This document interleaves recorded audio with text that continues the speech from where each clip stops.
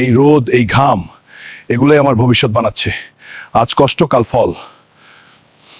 এই লোকটা চুপচাপ কাজ করে, কিন্তু কাজটা পাহাড়ের মতো। কাজই কথা বলুক, আমি চুপ থাকি।